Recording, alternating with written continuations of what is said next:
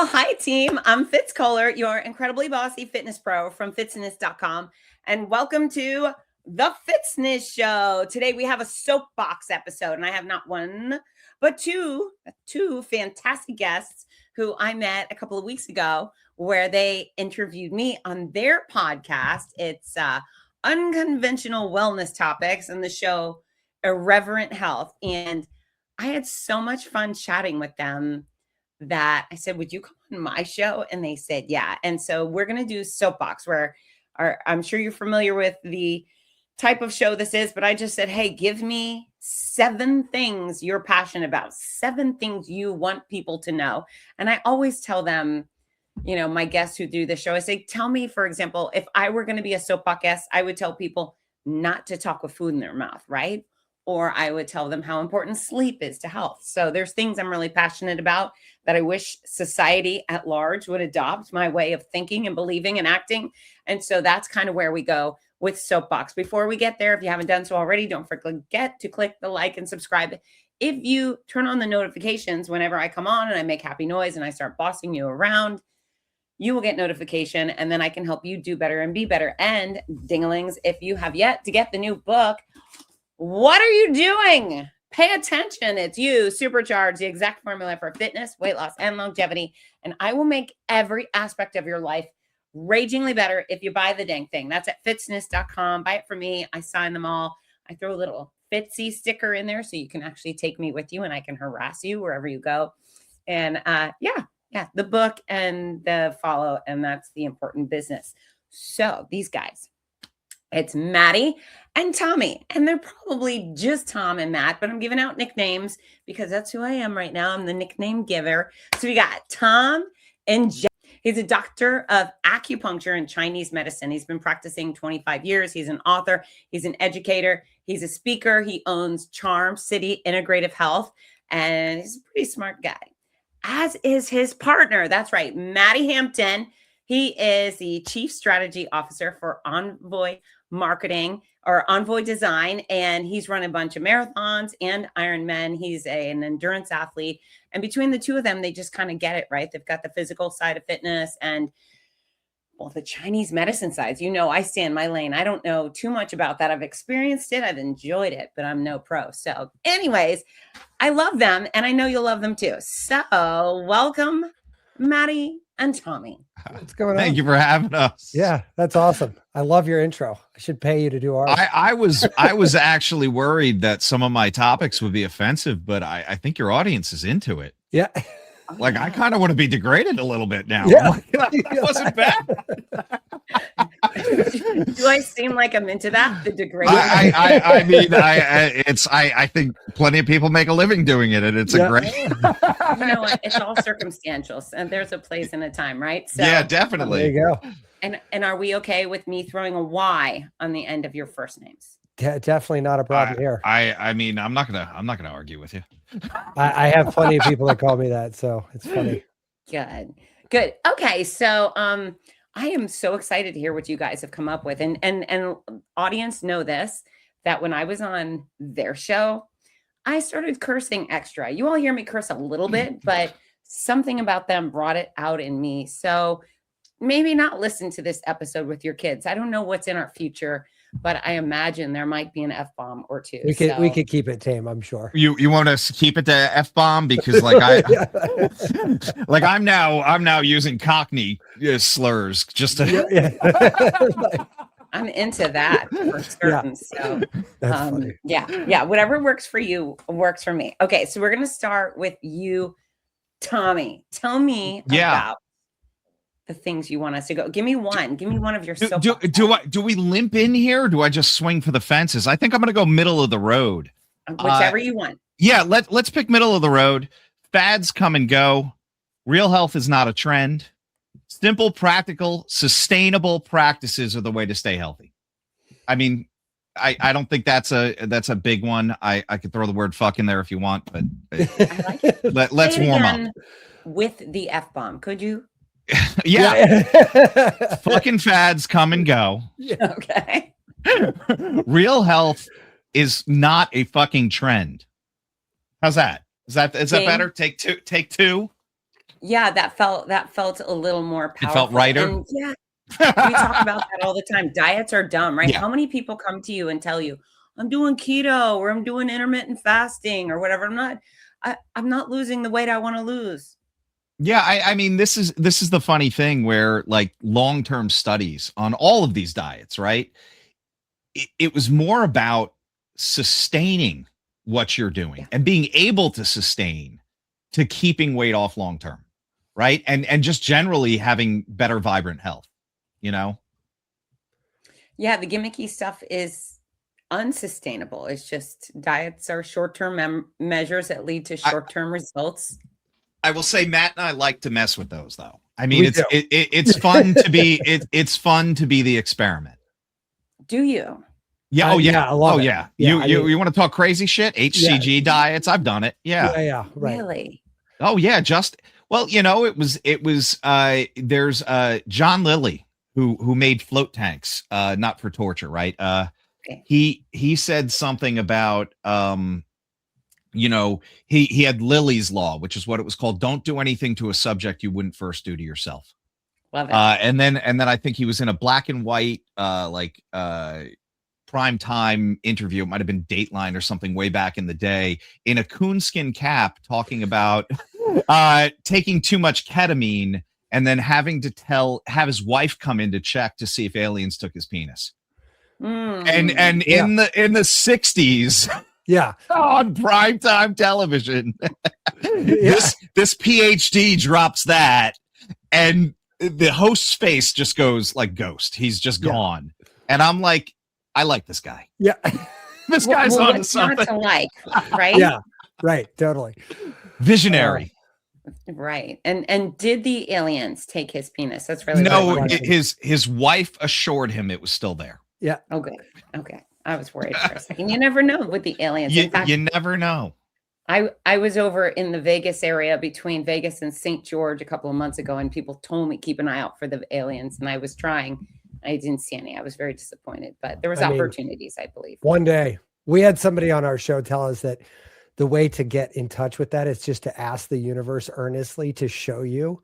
Okay. So like every day I wake up, I'm like, show me the aliens, show me the aliens. we had our buddy Dave the Mystic, who we mention on almost every show. He did a little reading for me after, and at the end he goes, yeah, so if you start doing remote viewing, don't mess around with the moon. The aliens there will come and mess with you back. Yeah. I was like, that's kind of terrifying, man. Yeah. I don't know what that moon means. Off the list. Check. You can go anywhere, just not the moon. Yeah. Okay, so this is kind of on the same topic, but off. When I go to the airport, it feels like weekly. Yeah. Always, it's a 6 a.m. flight out of Gainesville, Florida. So I leave my house at about 4:30, and that show Coast to Coast. I don't know if you've ever heard it, but yeah, on AM radio. Yeah, it used to be on AM. It's FM here in Florida, I guess. I think it also streams too now. I mean, it's been around forever. It's aliens. It's Ouija boards and ghosts and exorcisms, and there's quote unquote experts on all this stuff. It's just, I look forward to it so much. I get in my car and I just want to hear the wacky shit that's playing. And it's Fitz, we have a lot of quote unquote experts. Like there's a lot of those floating around. And Matt and I, like, it's funny because we'll have PhDs that have published papers, and we have these in-depth conversations, and then Matt and I are like, I don't know how to verify anything this remote viewer is saying. Yeah, right. But I fucking love it. Yeah. Yeah, it's a fun show in that regard, because you're like, I don't know, like the Dave the Mystic stuff, like who knows? He told me I was married to my wife 4 times. Out of my 237 lives, 4 of them have been with this person. And some of them she was the husband, some of them I was the husband. They're all over time frames. And I'm like, I got nothing to prove or disprove this. So I'm just gonna we're just gonna go with it. Yeah. Let's go on the ride. Let's tell me more, man. Yeah. I also died in 2 different wars and drowned 6 times. Lord. So bigger question is, how the fuck do I keep drowning? Like, I mean, that seems like you stay out of the water, man. Time to drown. Yeah. Get it together, Maddie. Just somehow remember in your DNA when you reincarnate to learn how to swim. Yeah, exactly. Well, now in this life, I was like on a junior Olympics swimming, Yeah. and I was Oh, like, good. lifeguard, you name it. Maybe this is me atoning for all those stupid drowning deaths. Compensate. I'm going to get it right this time. I feel like you need to give me Matt the Mystic or whatever his name is. Yeah, Dave. Oh, he would come on in a second. That guy's Dave would come on, blow your mind. Yeah, Okay. it's wild stuff. Talking about his buddy stopping cars in the street with his Oh, yeah. mind and stuff. Oh yeah. Phenomenal. Okay. We're moving over to you, Maddie. Tell me what is on your soapbox lists. So I'll start it a little easy too, and actually builds on inspired by Tom's, but this idea that progress kind of hurts, and so people kind of shy away from it. And what progress always reminds me is 2 million years of us spinning around this blue ball, like evolving as humans, didn't happen by us sitting around doom scrolling TikTok. Like we had to get up and get our shit moving, and we had to like fight things off and club people and like forage for stuff. So like this idea that progress should come in a bottle or a pill or a one-shot thing is like really sort of it rubs my DNA the wrong way, if that makes sense, right? Like I just don't get it. And so I think that's where I'm going with the first one. I love it. It's funny how many people that look, well, I need to go get my supplements. And it's not that if you're deficient in some nutritive element, you shouldn't have a supplement. Maybe you're low on iron, fine, get it. But fitness does not come at a nutrition store. I mean, our ancestors who all are ripped. I mean, gosh, all the statues dedicated to the super ancient folks, they are shredded. And they didn't have a gym and they didn't have a GNC. They were out there chasing their food and tossing stones, and they were incredible, right? And going to vomitoriums and get off your ass and do something. Is that your tip number one? Get off your ass and do something. Well, and more importantly, just expect that that's the process, right? Like, and I think that's the real part that I lean in on there is like, if you're going to do anything worthwhile, and this doesn't even have to be just fitness, but if you're doing anything worthwhile, it's going to suck to get there. Generally speaking, it's very unlikely that this super transformative thing is just going to plunk out of the sky and hit you in the face. Like, it's just not realistic. Well, and then it's not very exciting if you're accomplishing things that are easy, easy grasp. It's the hard work. It's the things that require a little bit of misery on the way that are so precious, right? Yeah. And those stories are the ones that are fun. I mean, for us, it comes out in the show, but like, and it's a great, platform to do that. But I mean, when you're sitting around, a campfire or a bar with a couple friends shooting the shit, like the stories that everyone want, like at the edge of their seat, waiting to hear, probably kind of sucked for you. Right. Like it was probably, it's great with hindsight, but at the time you're like, God damn it, will this just end? Like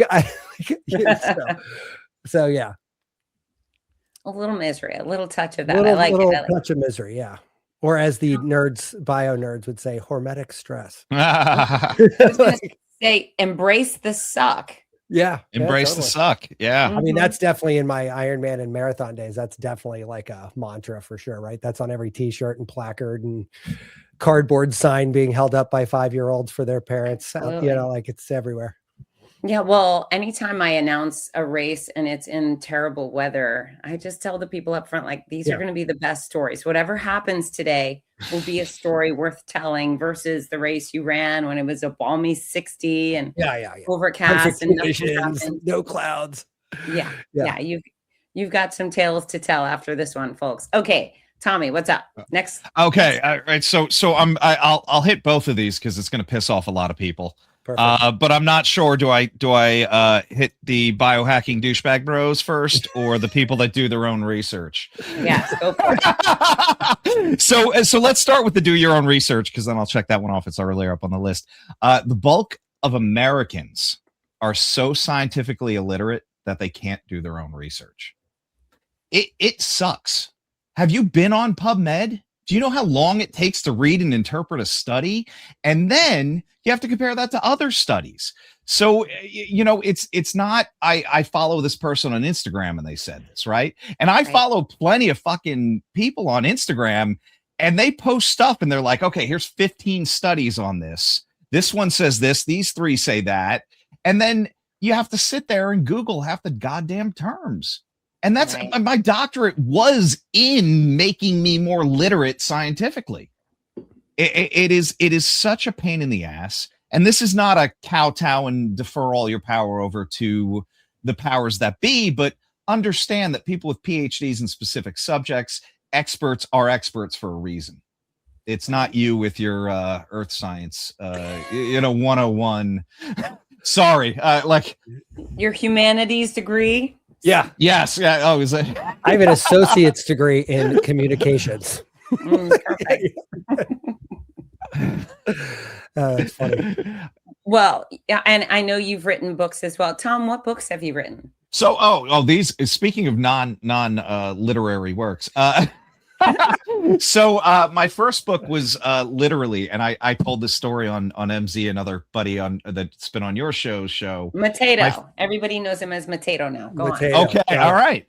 So he goes, "Oh, you've been published," and I'm like, "Yeah. The first book I wrote was literally because somebody said, where have you been published?" And I started listing journals. No. What book do you have? I'm like, motherfucker. Yeah. So I wrote a book called "You Got Sick, Now What?"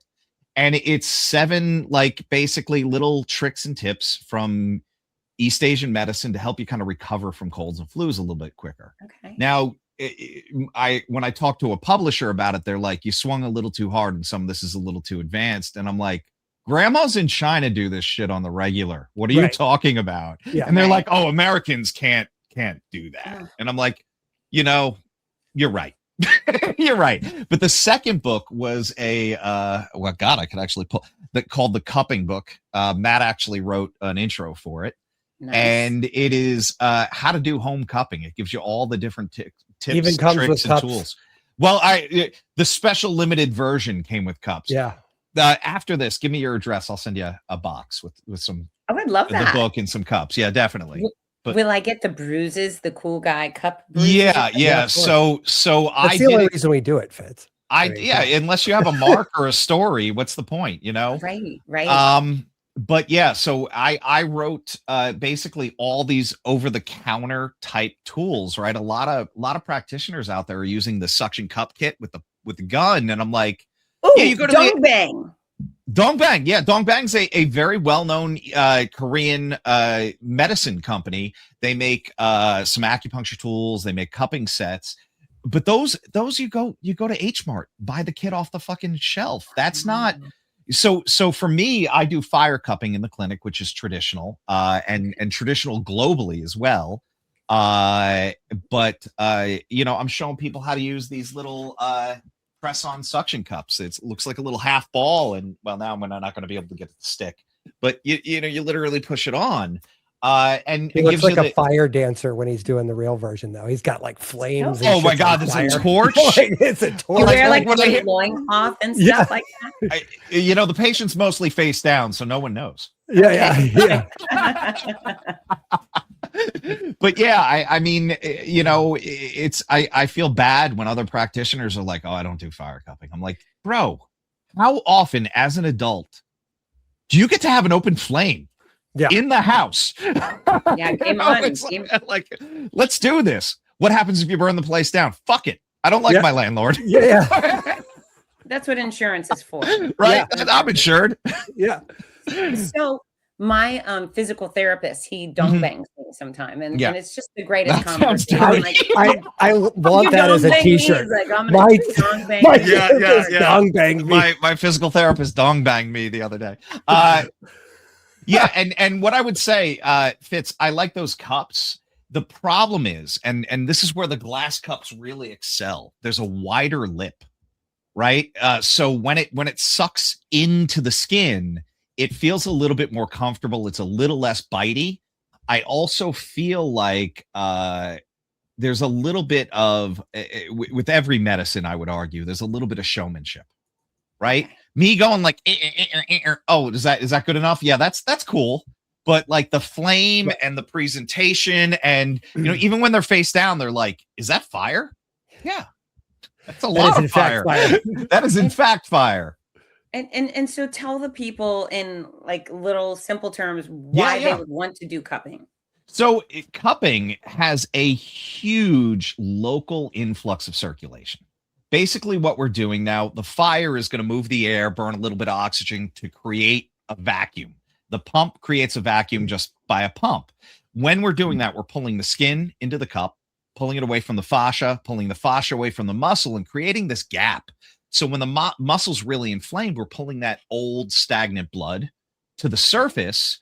Those capillaries are breaking, which gives you the mark. And then you're getting the circulation underneath, which is like, great advertising for me, but that is like a secondary effect where we're, after the cup comes off, your body's sending fresh blood there days after to clean that up. So you're getting that area that may be injured flushed with fresh blood. Okay. And which is healing. Yeah, exactly. You could say pumps are for penises, Tom. And well, look, man, we're going to introduce you to another friend of ours, Dr. Jason Elliott Jason. He's got two first names. Yeah. He's a great all dude. About the pumps. He's all about the pumps and the penis rings, and all different way. It's a different show altogether. It's a different show. He's a funny dude. Well, now I'm interested in that too. Oh my God. My daughter's a sex educator, so. Oh wow. Well, yeah. Fitzy, I'm not hitting on you here. You got a daughter old enough to be a sex educator? I do. I'm a full-fledged grown-up. I'm a full-fledged grown-up. Well, that's good to know. Yeah, we're all grown-ups around here. But it's weird. And I've had her on my show to talk about sex ed. And I think it's great. And I always tell her, let's talk openly about sex. Just don't talk about your sex life. I won't talk about mine. We'll keep some corners closed off. That would be weird, but I'm sure you'll get a lot of listeners on that show. Yeah. We do. And I get so much feedback. People are like, I can't believe you talked about with your daughter, but she's smart. Number one, she knows science. And she's very much like me. We're easy breezy and silly. And, we just make it happen. But I'm very proud of her. She's very good at what she does. Oh, that's great. Yeah. Thank you. All right, Maddie, on to you. All right. So I kind of have like an unofficial sort of North Star for me is your comfort zone is your cage, right? Like, it's like this idea that like, if I'm super comfortable with something, it's generally probably time to start doing something else. Right. Like, and I think look, some things I brush my teeth the same way. Actually, funny enough, I read this book years ago, Moonwalking with Einstein. I've quoted it a million times on our show, but they said one of the reasons why life feels so short is because you start to literally zap out on stuff you do every day, like brushing your teeth, for example, right? If you look at it, you brush your teeth kind of the same way. I'm a top left to bottom left guy in a clockwise motion, right? Like that's how I do it. But they said, hey, you want to make brushing your teeth seem longer? I don't know why you'd want to, but if you do, switch hands and then go a different direction or go sideways or like, do something different. So like some things like, okay, cool. Be comfortable in, right? But other things, maybe we want to press that envelope a little bit. And like, it could be at the gym sometimes, it could be on a marathon. It could be in a bunch of different places, but I cannot think, and I'm sure this has happened in my life, but I can't think of a single example where I could tell you where I pushed my comfort zone and I was like, oh, that sucked. I should never have done that. Like, I just can't. I'm sure it has happened. I'm sure I've fallen on my face somewhere, but that should speak to the fact that like, it wasn't that big a deal because I don't even remember it. Yeah. So I love that. I mean, I always tell people their workouts should never look the same. Always do something different, try a different machine or a different activity. But the fact that you're saying, do what you do, just do it in a different way. That's an entirely special take on that. I love it. Yeah, it's just a way for me to keep, because look, you know what? We fall into this a lot. Tom said experts are experts for a reason. I'd actually push back on that just a little bit. Like one of the problems with being an expert is that you're an expert. And you don't necessarily know if everything you're doing is right. I'm an expert in Matt Hampton. That much I could tell you for certain, right? Like I know Matt Hampton better than anybody else. However, not all the shit I do is actually right. Not just maybe in a global sense, but maybe not even for me. Maybe I just brush my teeth that way because that's how I was taught. Maybe I should be doing something completely different. Maybe what is healthy isn't really healthy. But if I'm not examining those things from time to time or like ruffling feathers and kind of seeing if this is right, like I can't how do I know? Like, and I don't need to, it's not going to kill me if I don't, but like, hey, from time to time, I'm like, oh, you know what? That's actually interesting. Let me try it this way for a minute. And then I'm like, oh, this is actually a lot better. Like, I like this much, much better. So what kind of things do you switch up? Stupid little thing. But this is like an example of a really mundane, like didn't make any difference, but it now has. I used Listerine every morning for 20 years. Wow. Like all the time. Like it was just part of my morning, right? My rationale was I wanted to have coffee, so I didn't want to brush my teeth, but I also wanted to rid myself of the night mouth funk. So I was like, all right, there's a little bit of rationale to this. Then I did a metabolic reset with somebody on our show, and we did a whole thing with it. I did 8 weeks of their program. They came back on the show. It was great. Happy Healthy Guys is a plug. Just to, those guys. Yeah. Awesome. It was a fad diet, Fitzy. It was not a fad diet. It was not a fad diet. There's a lot of science behind it. It was a lot of science. But anyway, my point is you couldn't have any exogenous fat, sugar, nothing. You had to basically have all your fat internally. And so I had to cut out Listerine. I had a ton of like sorbitol and a bunch of other like sugary type things in there. 8 weeks go by. I get like this hydrogen peroxide and like tea tree leaf, foofy, non-GMO, grown with a unicorn, blessing it, all the whole 9 yards. It ticked every box. And it was okay. I mean, it was mouthwash. Then I get to the end and I'm like, all right, cool. I'll go back to Listerine. I put it in my mouth and damn near vomited. I'm not even kidding you. I was like, holy fucking shit. What the hell is this? And it's so bad now that I went into my travel container, like all my bags that have like go bags, you travel a lot too. So you've probably got 2 or 3 go bags. Yeah. I went through and literally emptied and rinsed out all the containers that had Listerine touching it and refilled them with this other stuff. Cause I'm like, but had I not needed to do that, had I not wanted to examine that again, I never would have known that this stuff was awful. And now I literally can't even smell it. It makes me nauseous. How interesting. Tommy, based off of that, what would you change? Like, what's a simple thing you'd be upgrading? So, I mean, like I like to screw with my brain and not necessarily all through psychedelics and stuff. But like, as Matt said, brushing your teeth with your other hand also stimulates different parts of your brain, taking a different way to work. Sure. I mean, going 2 blocks over and 1 over, you're going to get new stimuli, right? Yeah. All of those things. But I love that, like Matt, this is, I think, one of the reasons that we've done so many of these. Both of us are like, yeah, like, let's fucking try it. Like there's not a no unless there's like a severe risk of like killing ourselves. Yeah, I think that's where it's like there's like a safety threshold, but other than that, it's like, what's the worst that can happen? Oh, I'm gonna puke. Oh, that'll suck. Let's do it. Right. Yeah, right. Yeah. Yeah. And then the gauge on severe is malleable. Yeah.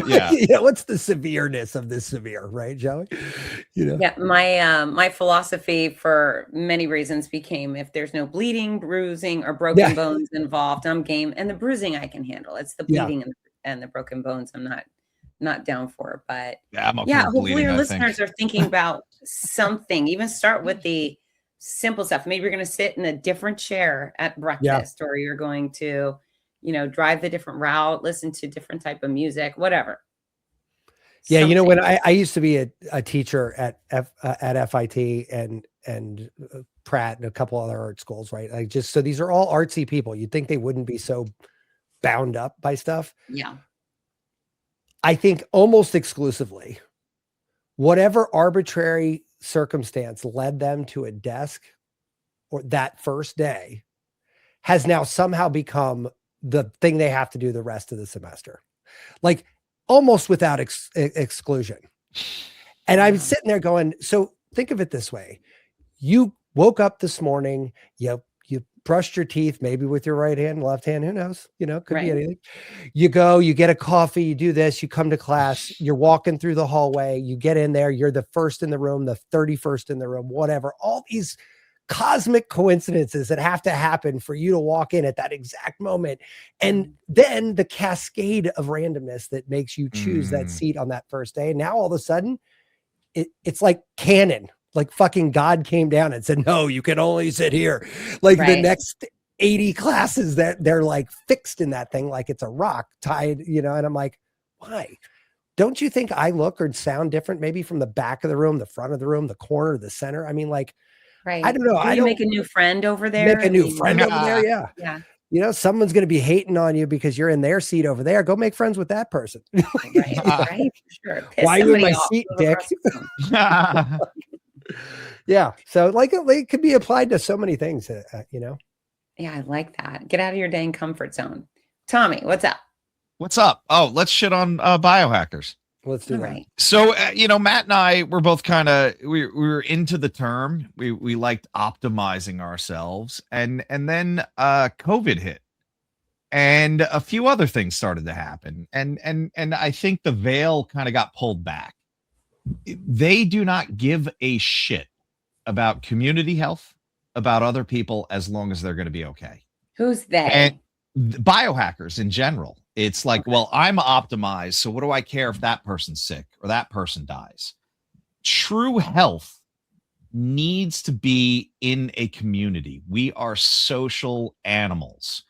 I have a whole bunch of these that are like anti-government and anti, but like really, like we're forgetting that we're a community, and the weakest people in our community don't actually make the stronger ones stronger. They keep the whole group weaker.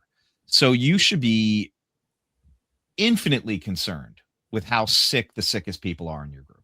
And that doesn't mean we euthanize them. That means we support them more than the healthiest. Right. Sorry, that's I'm going to get like a very, very social wellness in a minute. We'll keep going then. Go. I'm waiting.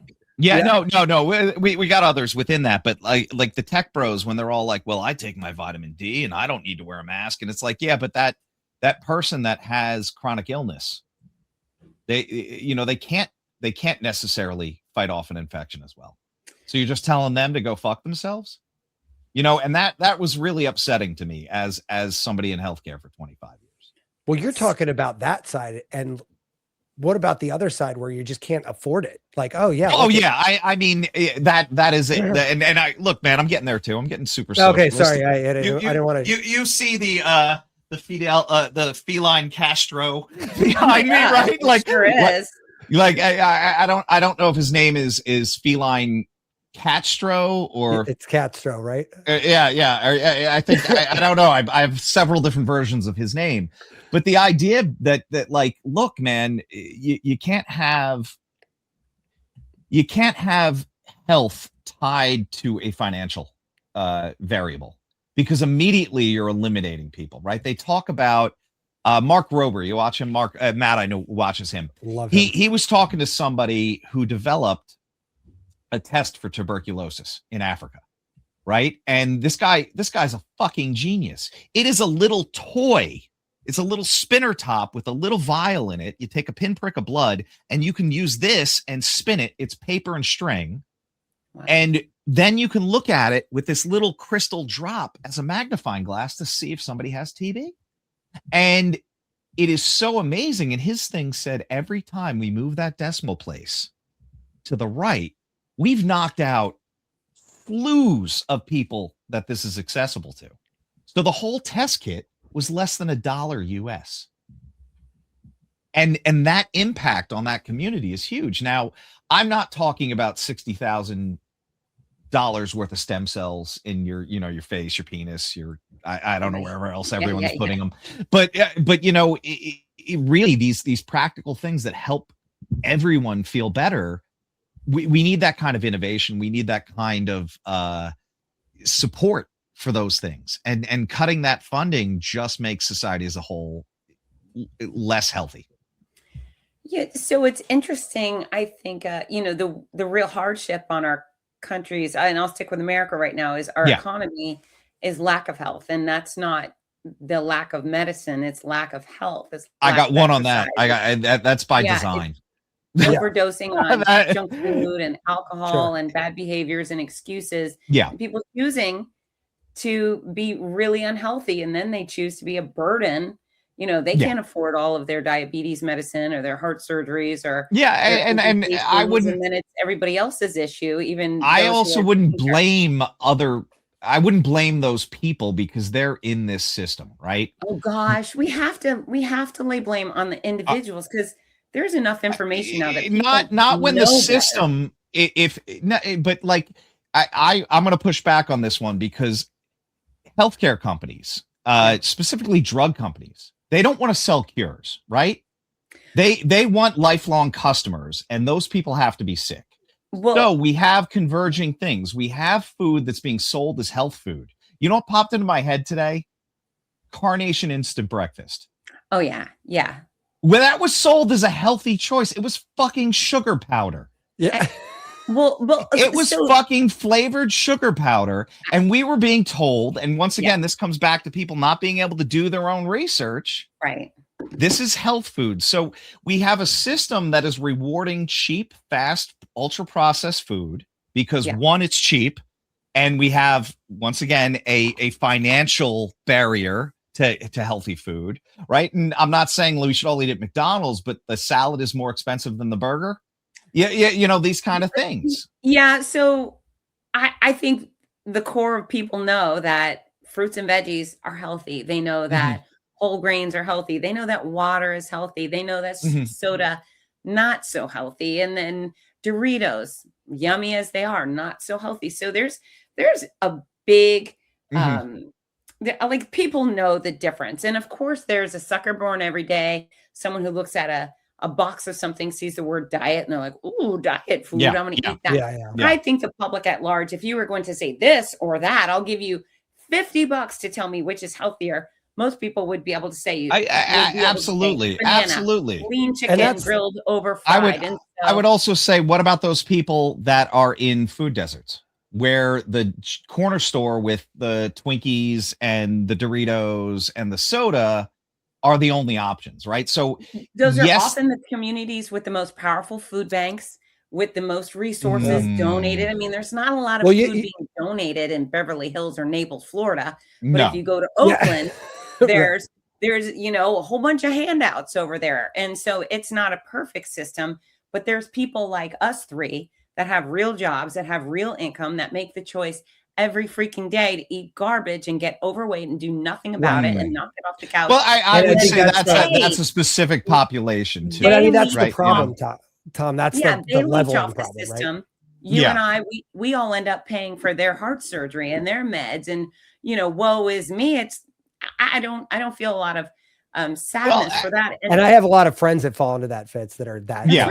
They have jobs. Well, I mean, look at Wall Street people dropping dead of heart attacks, and it's like why? Because I'm eating 6 steaks a week. Yeah, and they're making every excuse. They're like, well, I'm burnt out. I'm such a hero. I'm not sleeping. No, that's a red freaking flag. You're doing the wrong thing. You're bringing this on yourself, and now our entire system, our entire country is funding your bad habits. And I've done a lot of speaking at hospitals. And I will ask those medical professionals and hospital administrators in a room and say, if everybody exercised often, ate moderately, got some decent sleep, what percentage of your beds would be full? And the numbers Tom says that all the time about his clinic. 90-something% of our beds would be empty. People did the things you told them to do, took responsibility. And that would scare the shit out of the hospital administrators, though. Right? They have giant salaries based on keeping those beds full and billing insurance. Can we say the same thing for you? Are you hoping people have terrible health? So absolutely not. Absolutely not. There's a lot of good people in Western medicine and surgery. I'm not knocking the actual practitioners, but the people that are running those systems understand that that's a business. That's a for-profit hospital. Yeah, and I've been in marketing for a long time, and I think that the problem is with everything. This isn't even just about healthcare, but everything now is a marketing yardstick, right? Yeah, and that sort of takes the punch out of the product, and this applies to anything. It's not even healthcare, but the sad part is it also applies to healthcare, right? Like it, and that kind of sucks. Like that part. kind of sucks. I think there's certainly elements of that, but when we take personal accountability, like if any of my listeners are sitting there going, yeah, I'm such a victim. This is why I'm overweight. Dang it, it's the system's fault. Then everything effing just blows up. It's your fault. I don't. You are responsible for what goes in your mouth, where you move your body, if you get sleep. And if it's not, you suffer the consequences. But again, with medicine, everybody else has to pay for your garbage history. And I think that the problem is we have so many versions of this story that it's hard. Yeah. And we struggle with, at least I don't want to talk to Tom, but I struggle with this every show because everything we talk about with almost every guest has like so much nuance between the poles of that topic that it's like, okay, well, if we wanted to say, okay, turn the dial to pro, we could have that conversation. But then if we say turn the dial to con, it's like you could just flip a switch and be like, all right, now let's shit on all these things. And then like, all right, let's turn the dial to middle.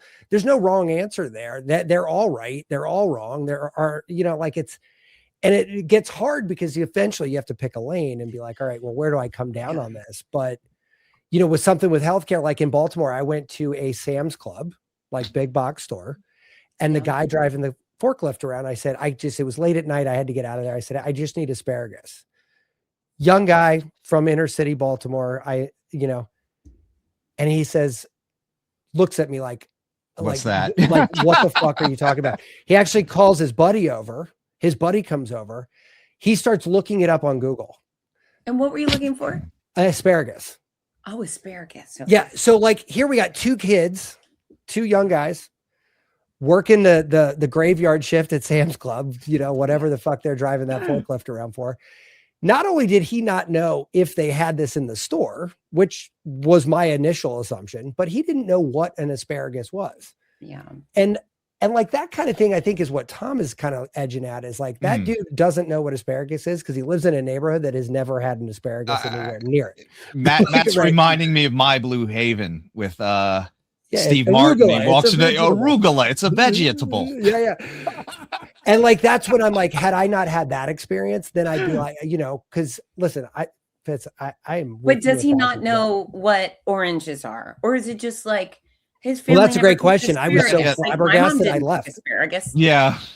Well, I know, but you knew, I don't know. I mean, I don't know. Look, I come from an educated family, I would so also assume like if you're in the store, you would know what it sells. Well, as it turns out, Sam's Club did not actually have asparagus in the store. So he might not have known, to your point, Fitz, because they didn't have it. Like he was never schooled on it. Exposed to it. Yeah. Maybe they were more of a broccoli family. So here's maybe they were more of a broccoli family. Yeah. Right. And so I got to tell you, I love the debate. I freaking love the debate. Yeah. So thank you for bringing that. But I actually never did eat asparagus until, mid-20s. And I went to my girlfriend's house and she made asparagus. And so I looked and I was like, ew, but I wanted to be polite. So I tried it and I did. And then it was very salty and yummy. She cooked it to perfection. So I ate a bunch of asparagus. And then like an hour later, I went to the bathroom and I thought, oh no, I'm dying. What is going on? And I didn't want to be like, hey, everybody, my pee smells so weird. Run me to the hospital. Yeah. So it took a while to figure that out. I did that with beets, but I thought I was bleeding internally. Does beets make your pee smell? No, but like you eat enough and red comes out of your butt. And I thought for sure I was dying. My wife made pickled beets and I ate a jar of them. They were great. And then the next day I'm like, oh shit, I think I gotta go to the hospital. You show up at the hospital. My pee smells. They're like, are you an idiot? I had somebody, and I don't think she made it through the acupuncture program with me. And she was super nerdy, real sweet girl. And she goes, when I was in my undergrad, I was doing some research on the amount of the whatever that compound is that makes your pee smell like that. So she's walking around with a gallon size container of her own urine. And she goes, I don't know why it upset so many people. I'm like, because You're walking around with a jar of piss. It's like, this is I'm full on fucking weird. That's 100% easy straight lane. That is not like that. Carrying excrement around, it's gonna get some heads turned. You should not do that. It was for science. Yeah, let's not do that. Leave that in the locker. Thank you. Okay. All right. Yeah. Maddie, I'm coming back to you. And that was great, Tom. Thank you. Oh, no problem. Let's see. So I think another kind of big one for me is like time is the only currency I really give a shit about. You know, like it is really the only currency that matters, right? You know, we talked about decimal places. Somebody, a mutual friend of ours said real kind of flippantly, like money is ridiculous. Like it's just commas and decimal places and they shuffle around and like it comes and it goes. It's, you know, but he goes, but time, click.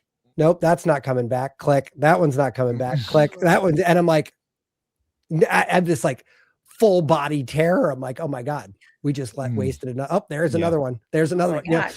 Yeah. And you're just sitting there making it very aware that's not coming back, right? Like if I lost $1 to you, I lost a bet. Well, I mean, eventually, hopefully I'll get another $1 to backfill that dollar's place, but like I don't have that luxury with time. And so if you look at the world through that lens, that comfort zone, a bunch of the stuff that I've talked about already, or we'll talk about before we finish, kind of all feed up to that master because it's like, look, man, we only have whatever time we have. And like, I can't sitting around in a comfort box at 72 degrees Fahrenheit, like air conditioned and, you know, padded room. I mean, I might live longer, but it's probably going to suck like a lot. So like, let's just make sure. And then people who waste my currency, therefore become infinitely more sort of my enemy kind of guy. I've seen that happen with Matt recently. Yeah. Yeah. I was like, oh yeah. That's pissing him off. Yeah. Because like, look, you said we're all grown-ups here, right? We're all grown-ups. Your time's not less or more valuable than mine. Yeah. So if you waste mine, go fuck yourself. Like it's a real hard switch. Like, you know, well, and tardiness, man, that really can be a rude thing. Someone made the statement, I don't know, 20 years ago, but they said showing up late shows no respect for the other person's time. And I thought, oh my gosh, I have to be respectful of their time. So it's very important. And I've had friends who were chronically 20 minutes late to a luncheon or whatever. And it's just like, forget it. I'm not, you don't care about me or what's going on in my life. So Tom, you notice how she casually brings up lateness when I was in the wrong room. You know, I don't want to tell you what she was saying about you before you left. we actually, Tom and I were discussing quality of time, like using our time wisely before you shout up. So that's a big one for me. I was telling her how I almost got thrown out of the doctorate program. Maybe deservedly so. Probably. I was a horrible person that used the F word. But you know what, Fitz? It's also like one of those things where you're like, hey, somebody asked me I have a client who I just recently let go, but he's like pays me a decent amount of money actually to tell him what the right way to do this is. Yeah. At every possible juncture, he ignored what I told him. Like at every possible juncture. And then when his project failed and it flamed out in a big way, he's like, I don't understand what happened. I'm like, I do. Would you like to hear? Yeah. I haven't told you. 3 weeks ago, you sent said email. You know, and he, you know, listen, full disclosure, I'm very aware of how abrasive and obnoxious I could be when I turn into that mode. And it's like, it's not, it's on purpose. Like this has now gone to volition, Matt, where I'm like, okay, it's time for Matt to really let it go. And I don't care at that point because I'm like, look, you have absolutely wasted every minute of my time and great. You paid me for it, but I almost not quite would be like, I'd rather have your money back and let me call you a dick than not. Like, it just felt very much like, I don't know why we're in this relationship if you are not going to respect this. Right. And so whatever. Yeah, I call those people ask holes. Yes. Yeah. There you go. I love that. They don't ask. Yeah. Okay. Yeah. All right. That was the time. Click. Can't get that one back. I'm gonna Click. live with that. Tom. Ooh, okay. Let's do this one. I'm going to change it up a bit. And this one's near and dear to my heart. I really feel like, we're seeing a resurgence of traditional medicines across the board, whether it's, hoodoo, garden witches, whatever you want to call them. Okay. And of course, East Asian medicine. And part of the reason is because their view is looking at mental health, emotional health, physical health, spiritual health. They're not reductionist, right? So they're taking into account those less tangible things that Western medicine has never focused on.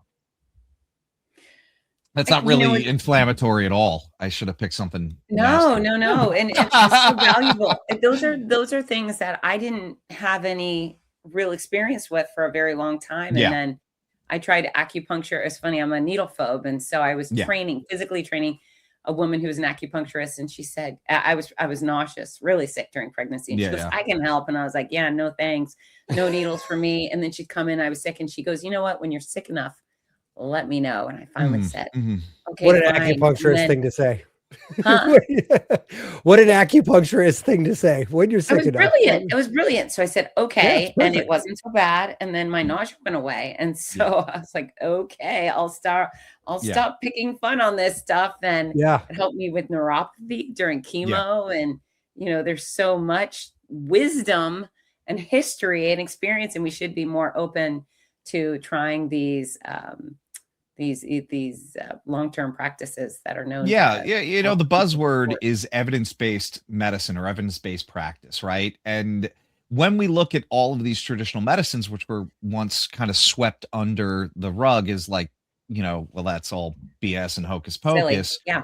Yeah. They did that. They did that over a long timeline, thousands of years. I was just gonna say it's only a couple thousand years. And now, especially from the East Asian medicine realm, specifically acupuncture has over 50,000 published peer-reviewed studies. Incredible. And the way that they worded things traditionally may not be the way we would say it here in the West, but oh shit, that's actually happening.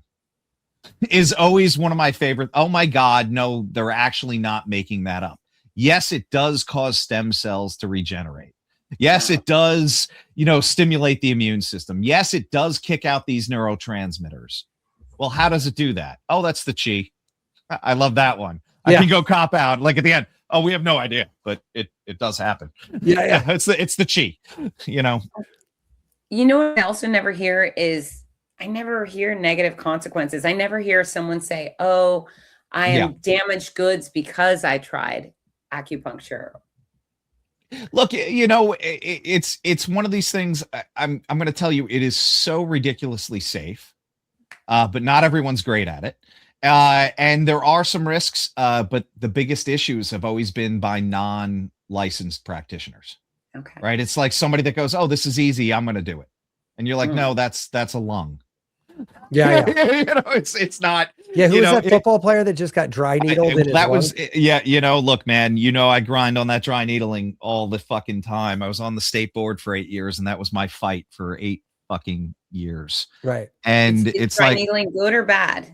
Dry needling is bad acupuncture. And it was a rebrand by a woman named Janet Travell, who was actually talking. She wrote a book on injection therapy. It is the Bible for injection therapy. She was JFK's doctor, believe it or not.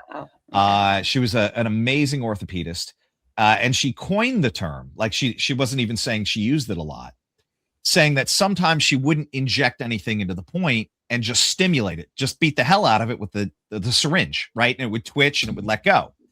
And she said in some interviews that acupuncture needles were too thin. Can't do it with the acupuncture needles. You need to cause this micro trauma. Turns out no one would sit there and get jabbed with a syringe repeatedly. So they started using acupuncture needles. Now, there was also a Chinese medical doctor practicing here who knew acupuncture.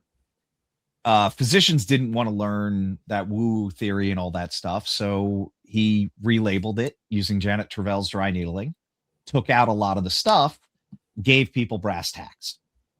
So it kind of, wow, this is a weird kind of like American history lesson.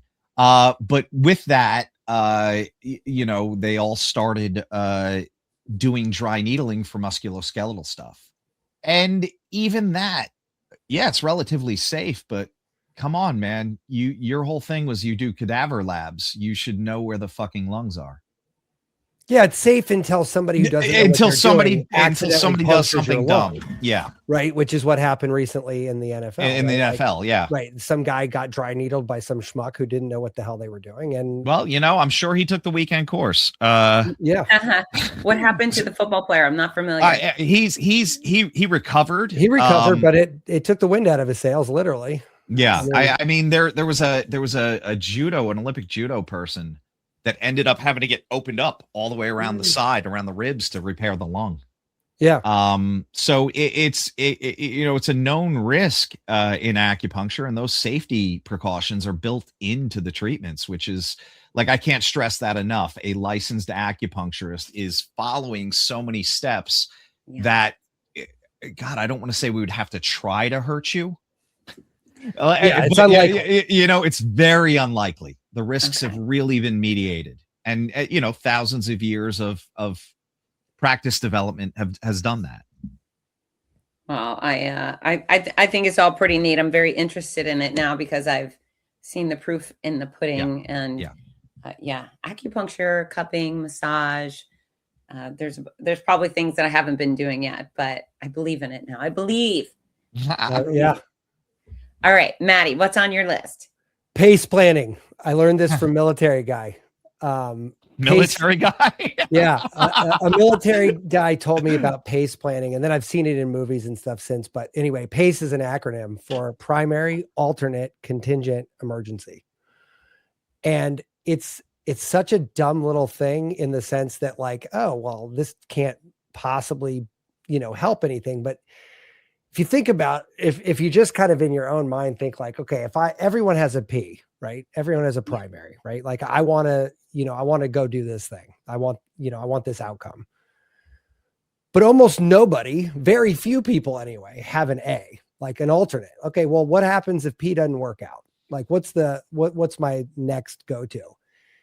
Practically nobody has a C, which is like the contingency. Okay, well, if this shit goes sideways, what is like the contingency? And then zero people outside of the military have the E, right? But here's what happens when you actually put that into practice. And I do software a lot. This is very handy there. I do like athletic stuff a lot. I do these little weird health experiments. Making those decisions in a different nervous system than when it's going pear-shaped is infinitely valuable information, right? Because making decision from a nervous system through your nervous system is almost never the right idea. Your clarity of thought does not come through your nervous system. And so if you have your primary and alternate not work out, your nervous system is on overdrive, right? You are not thinking clearly. And certainly if you get to E, all hell is breaking loose, right? The cart's on fire. There's no wheels on it. Like you're burning. And like, you can't be making cogent, rational decisions from that position. So it's a silly little tactical thing that I've started using years ago, and it's incredibly valuable for decision making. So we're planning ahead for anything that may go wrong or change in advance, so you're not making those decisions while you're in crisis. Yeah, you're making all the what ifs before anything's a problem. You could do it with a glass of wine sitting on the couch, like you can do it at a board table, right? But making all the decisions. Actually, an extreme example of this, a friend of mine sold his company years ago, and they had 28, I believe, possible outcomes that they envisioned for the merger of their company. And they spent a weekend. They actually went out of town together, left their wives and families, got a hotel room somewhere, figured out all 28 of these versions, and came back, and the meeting was the following week. And they literally were just like, oh, this is version 16. This is the thing. All the plan was done. There was no emotion behind it. It was simply execute this plan. Brilliant. Yeah. Brilliant. That reminds me of, gosh, I forget the author, Harvey Mackay, Pushing the Envelope. It's one of the first business books I ever read.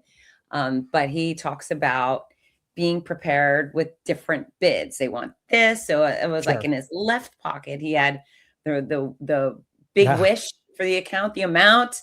And then, in his upper left pocket, there was another. And, he just was flexible and he planned in advance and he was able to make these great deals based on being prepared in advance. It's funny. That's how they do. Magicians do card tricks. Yeah. Yeah. They've got a couple. You got the ace pockets over here. You got the 7 of clubs. It's over here. Yeah. It's like, yeah. Was this your card? Yeah. That's great though. But that preparedness is really important. Like you've set up for every situation. I like that. Yeah. And then you're not thrown on your heels. That's brilliant. Yeah. Well, leave it to our military to come up with some tactical maneuvers that are effective, right? I'm the absolute opposite of a military person. Like if there was such thing as like the polar opposite of a military person, it would be me.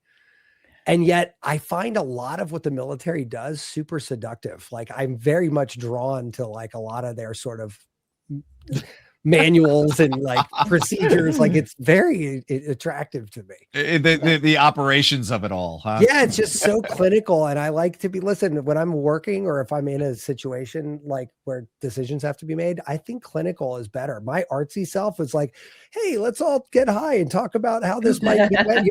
That's not helpful. That's not, this is not helping any of us. Yeah, right. And so like, I don't know, certain things I have to kind of abdicate. I have to like cut off the artsy side of it. Yeah. Nope. Just. Oh, so funny. All right. Let's go. I want you both to look at your list, whatever's left, and pick one more thing you want to go over. I don't want to keep you forever. I got it. I have a few more questions when we're done. Yeah. Tommy. I'm going to leave you with a kind of an Aristotle quote here. And I think Matt and I have kind of circled around this a couple of times.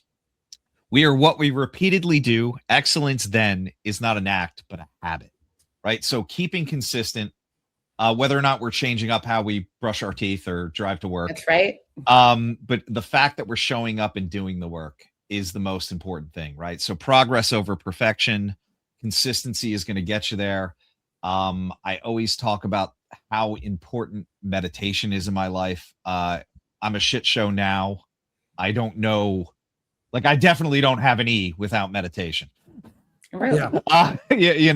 So that consistency, I know Matt gets upset because when I talk about my Muse I do not get daily tracker, I'm almost at 2,600 days in a row. That's well over 7 years of daily meditation.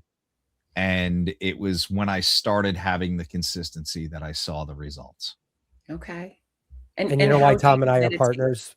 I almost made the list. You are what you do repeatedly. That was one that did not make the 7, but now I'm laughing because I'm like, that's hilarious. This is, and it's funny. Matt and I talk about this all the time on the show. It's like, holy shit, we've had this conversation 5 times in a row.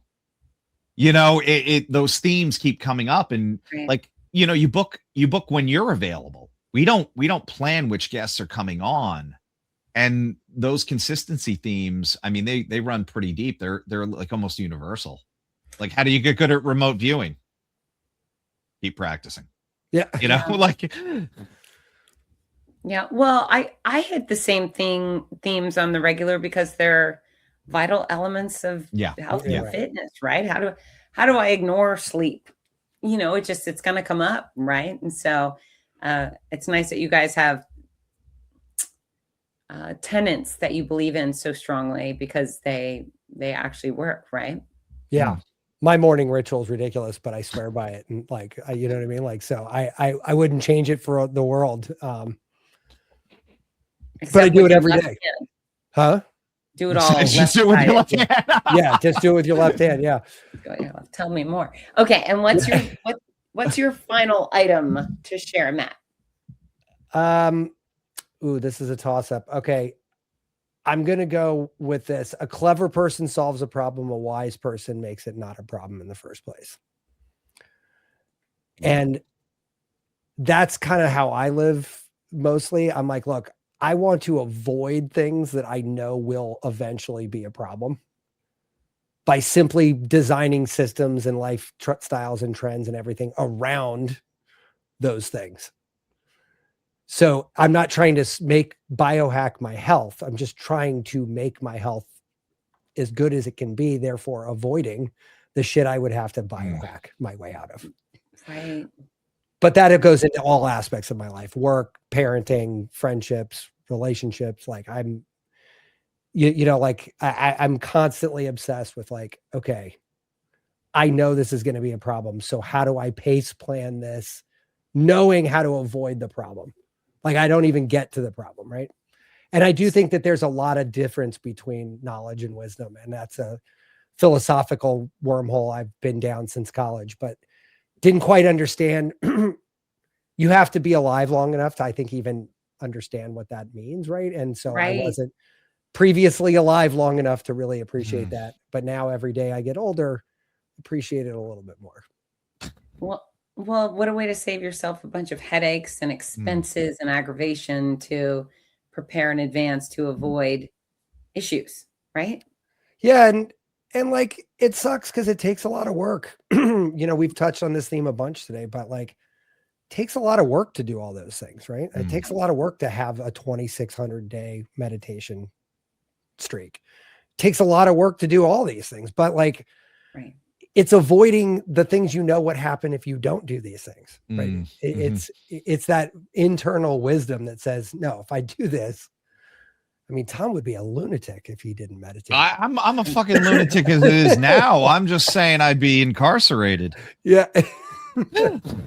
What kind of crime do you think if you were going to be arrested for, Tom? Arson. Yeah, arson. Wow. You had we that literally talked about fire cupping for like 10 minutes. Yeah. Like arson, I love fire. He had that like loaded and ready to go. Like didn't even hesitate. That's what he's meditating on, right? Yeah. All the time. He's like, fire. Internal fire. Internal fire. That's funny. Fire. And what about you, Maddie? If you were going to be arrested, what do you think it would be for? Honestly, it would have to be for beating somebody up for being that dumb. You know, like I can't, like these people get on their soapboxes about the dumbest shit these days. And I'm like, are you that passionate about this level of stupidity that you have to keep arguing this point? And the answer is almost always yes. Yes, I am. That's exactly why I want to light fires. Yeah, exactly. Light fire is actually probably a better version of the story. Yeah. Fire. Look, man, I remember when Beavis and Butthead used to be able to say that. Yeah. But it's funny the amount of hills people are willing to die on these days. It's just it's baffling. Yeah, people had normal, decent, well, seemingly normal people heading out to cause problems. It's fascinating. It is so unbelievable sometimes. So. Yeah. Whatever happened to civil discourse, and we agreed to disagree or have a civil debate, right? I don't think enough people are willing to listen to the other person, and then be able to respond without slamming the doors or screaming or throwing a fist, I will say having a podcast has definitely been a good exercise for me personally in that regard, because look, to Tom's point, we don't know who's coming on the next day. The schedules are made around their availability. We just basically show up to do the best interview we can. And you don't know what the hell they're going to say. I don't know. Did they get laid last night? Did they get into a fight this morning? Did they get Matt's had to triage me a few after a few I have no idea. After a few episodes. He's like, yeah, dude, man, like just let it go. But yeah, I mean, it's a good exercise in just listening, right? Saying like, what is this? I could think this person is the biggest dumbass in the history of the world, but like, let's air it out and see where it goes. And that's been a muscle that I didn't really have. And this show has been good for that. Well, it's good to hear. It's really good to hear that counterpoint.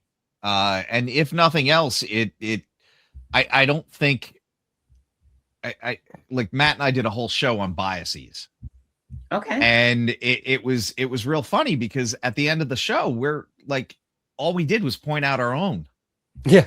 Yeah. It's like, oh, look, you confirmation bias. Okay. There's like a fucking booklet on the different types of biases. Yeah. And we're all subject to that, right? Like we might just want something to be right, and that's enough to drive that home.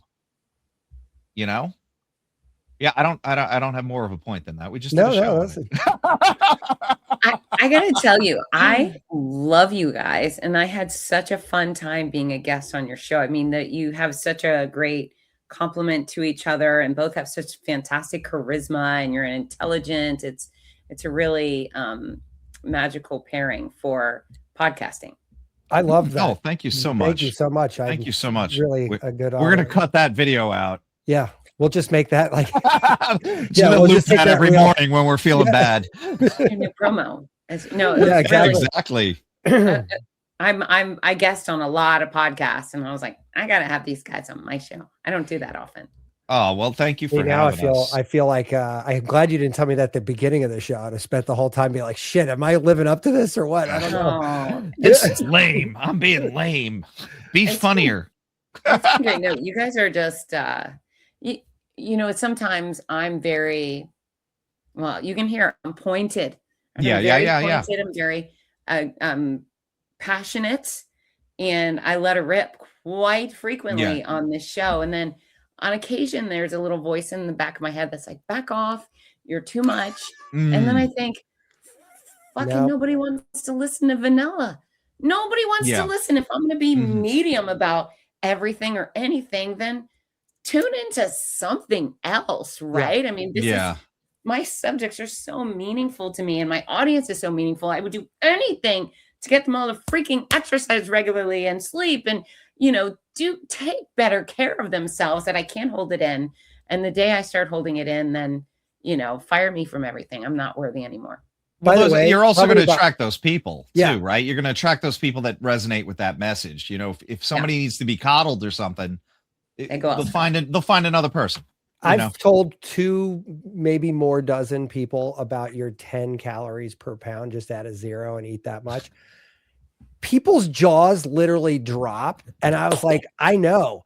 Where the hell was this lady my whole life? This shit is as simple as it gets, man. Like, I mean, it is like the most absolute straight line you could possibly draw. And like, I'm actually almost excited to tell people about that now. I'm like, sit down, dude. This shit's going to blow your mind. And like, when you're like, just add a 0 to the weight you want to be. They're like, what else? I'm like, nope. That's it. We got to the end, fellas. That's it. It doesn't go further. And they're like sitting there going like, I almost feel cheated. I'm like, well, you didn't pay anything for it. So, you know, they're like, I can't believe that actually works. I'm like, look, you know, and then every single time, every single time, whether you're young or old or doing menopause or whatever, every single time. I've never had anyone who actually stuck to their formula not lose the weight. And now let me ask you something, because one thing I didn't get out of this, but it's the number one follow-up question. Yeah. What is the event horizon on adopting that habit where one should expect to readjust? Now, obviously there's a lot of variables in there. If I'm 300 pounds and I want to be 150, there's a lot more time that has to elapse. But is this something that you like generally starts happening fairly quickly, or is this something that takes months to years? Yeah, well, generically someone who's smaller, weight comes off a little slower because they have less to lose. You know, so if I want to lose 5 pounds, it might take me 5 weeks. But if you know, Big Bob Jones wants to lose 5 pounds, it might take him a week, you know. So here's the thing. Sometimes people say, well, when I get to my goal weight, can I start eating more? And I said, well, only if you want to go back to being bigger. Right. And so there is some flexibility for endurance athletes. You know, if you're going to go do a 60-minute Zumba class, you don't need to up your calories to match that. Sorry. But if you're going to go run 6 miles, then absolutely have a banana, have a Cliff Bar, something reasonable. Sometimes people say, well, I'm training for a marathon. I can go to Burger King and have a Big Mac and fries. I love that argument, don't you? That's why I have so many overweight marathoners crossing my finish lines. And so the formula works every single time. If you stray from the formula once, maybe not a big deal. If you continuously do it, you will pay the price with weight gain. And then, of course, if you are training for that Ironman and you need a little more, then have a little more. Just don't be reckless with it. Yeah. I've done Yeah. 7 Ironman, by the way, and I ate like a bird. Like I did not need, I had those stinger packets was like what I had on race, and like, that's it. Like, I mean, I did not, I mean, so I was never like that. Oh, let's eat McDonald's or something. Cause like that would make me nauseous for like a week. Oh God, that does not sound like something you want to be running on. Yeah. Oh. No. Even those like mythical carb days, right? I'm sure you've seen this, right? Like my carb day is like, I'll eat a roll at dinner. like it's like, okay, maybe I'll get some pasta, Yeah. Yeah. It's interesting with the formula. I adopted it once I learned about it. Maybe I was 20. I lost 45 pounds and then I've kept it off. Wow. Yeah. I used to be, I was never like round. There was too much of me. There was that more of neck you than there is now. Boobs and belly and hips and thigh, all this stuff. And it wasn't who I wanted to be, but I've stuck with that formula ever since then. And it was one of those moments where I put my foot down. I had actually lost a lot of weight. I was a competitive kickboxer and I'd taken off a decent amount of weight, and I went to the after party after my first fight, and it was a sports bar, and there was all the chicken wings and the fries and all the jalapeno poppers, everything. And I looked and I was like, yummy, because I was really hungry. But I also looked in the mirror and I thought, I'm finally down to the size I want to be. And so I took out my credit card and I purchased a salad and a grilled chicken salad, and I had some ice cream later, but I decided the yummy food was not worth sacrificing this new, what I felt to be a gorgeous body that I wanted to maintain, so the folks in my scope of influence that have lost major amounts of weight, 50, 100, 150, 200 pounds, those that keep it off are those that still manage their intake. They never let it go. They just say, okay, this is my caloric budget. Every day I'm going to stick with it. They might write it down for several years. I do it in my head. I always know where I am with my caloric intake, but, and I'm not dieting and I don't deprive myself. I just choose healthy foods and I max out. I weigh 117 pounds. So guess how much I get? 1,170, maybe 1,200. And that's enough for me. If I were a big dude, I'd need more, but, sure. But your goal weight wouldn't be 117 either. Like, if you were a big dude, you would. If you're a big dude, you would not want to be 117 pounds. Yeah, right? yeah. But I eat so much fruits and veggies that I get plenty of food. I'm never deprived. And if I go over a little bit here and there, no biggie, because I do exercise regularly and blah blah blah. But I'm so happy that you're sharing the formula, Matt. Because oh my god, yeah. And that, by the way, just to tie this back to our show today, like that is a that's knowledge versus wisdom right there, right? It's like, look, this is a very easy thing. I know it works because I've got thousands, tens of thousands of examples of this working. So like, like I'm avoiding all the problems you will have. Like it's like a perfect example of that. Yeah. Well, I love you guys. So tell people how they can find your podcast and what to expect when they get there. What to expect? Expect a lot of this. Actually, this is actually very similar to our show. This is pretty much our loose format. We don't necessarily have talking points, but it's irreverenthealth.com. Irreverenthealth.com. We are on LinkedIn, Facebook, Instagram. Yeah, we're everywhere. And we're on the webpage too. Yeah, the web page has got the web pages, the .coms, all of the things, the info webs. Yeah. And we are on the podcast side. We're everywhere that shows podcasts. So. Okay. So one of the last things I do with my show is I need a song recommendation, your favorite song for folks to add to their playlist. You can each come up with one and tell us what kind of exercise we should be doing while listening to your song. Ooh. Oh man. Ooh. Ooh. That's a great question. Holy crap. Okay. Oh my God. There's so many ways to go. So many ways now, to go man. With this. Okay. All right. So Tom, I think I'm going to go with Sweet Child of Mine. Nice. Okay. Guns N' Roses. Okay. Guns N' Roses. Yeah. Also known as, I think, the best guitar solo ever written. Like that is transcendental. That guitar solo is next level. Just so you know, I've tried it and I can't do it yet, but I'm going to work on it. Okay. Yeah. No, I tried to play that when I got my Strat back in high school, and I was like, all right, this is what I'm going to do. And then I got that first like 12 notes, and I'm like, all right, but the rest of the song's really fucking hard, so I'm going to stop with that. We're going to just stop. But the exercise for that, I think I'm going to have to go with cycle. Like we're going to have to cycle. I could see that. I could see that because that builds, you know. So that's like a real good spin class. I'll even say one. I'll even maybe even go as far as saying like a Tabata cycle. Let's okay. All right. Specific, right. Yeah. Love it. Love it. Tom. All right. And because I enjoy lifting heavy things and not moving too much. I'm gonna go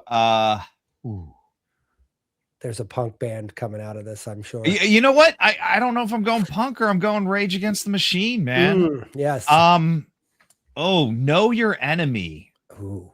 To deadlifting, specifically when the bass drops halfway through the song, and solely because I saw an interview with Tom Morello, and he said that they played in Sao Paulo, Brazil, and when the bass hit, it registered on the fucking Richter scale. Love. Yeah. And that just went like boom. Yeah, it just like it shocks you. It is basically musical ammonia. Oh, musical ammonia. That's smelling salts right there, you know? Yeah. And then what exercise are we doing today? I'm deadlifting to that. I'm gonna try and max out on that one. Oof. I'll hit that 500 one of these days. Oh my gosh. You're gonna need someone to cup your back. Yeah. I taught my kids. My kids. All right, guys. Well, I love you so much. Thank you both for being on my show. Much fun. This very is great. fun. Maybe we could do it again. Absolutely. Anytime. Yeah. All right. And finally, I ask of you to tell my audience with gusto to get to work. Get to work. Get to work. Like, see, I told you, Matt. I was gonna. Listen. Bye, everybody. Love you. Goodbye. Bye. Thank you so much.